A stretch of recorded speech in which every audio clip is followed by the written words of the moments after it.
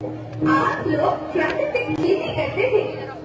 आप जानते थे कि प्राकृतिक खेती परंपरा भी है, जरूरत भी है, और फिर हमारी सभ्यता में तो प्रार्थना भी धरती कल्याण की है।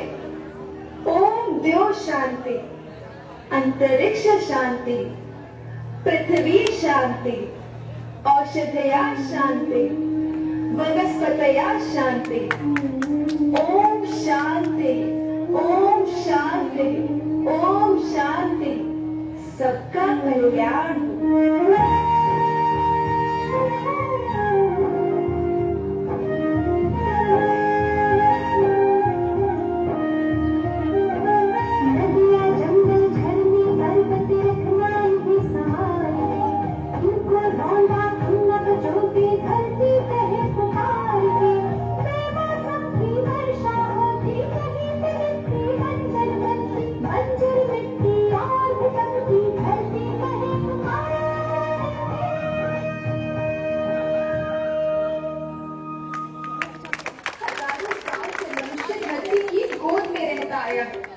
धरती माँ ने आपको सब कुछ दिया, लेकिन मैं आपसे पूछती हूँ कि आपने अपनी धरती माँ को क्या दिया?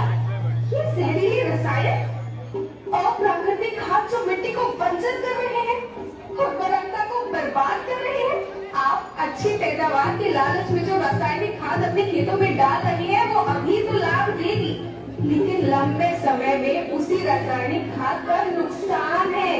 रासायनिक खाद जहर समान है, जहर समान।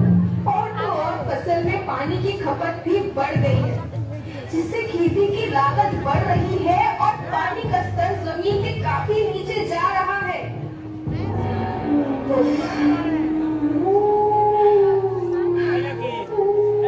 बच्चों, मैं तुम्हारी माँ हूँ। मैंने तुम्हें सुख से जीने के लिए पर्याप्त साधन दिए और तुम्हारे लालच की पूर्ति के लिए नहीं दिए। ऐसा लगता है कि थोड़ी सी अधिक पैदावार और अपने लालच के लिए आप सब अपनी अगली पीढ़ी, अपने बच्चों के भविष्य के बारे में सोचना ही भूल गए हैं। सोचो, क्या तुम अपने बच्चों को ऐसे खेत देना चाहते हो जो बंजर हो?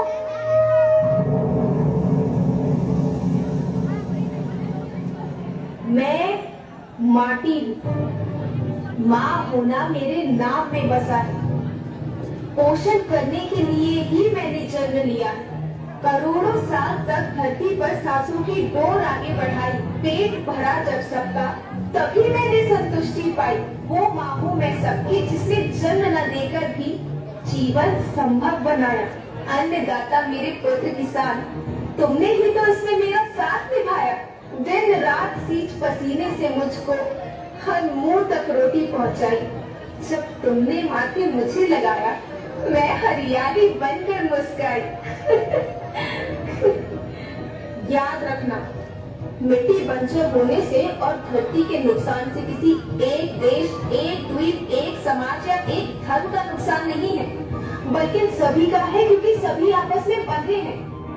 धरती की श्रृंखला टूटी, माला टूटी, सब बिखर जाएंगे, सब खत्म हो जाएंगे।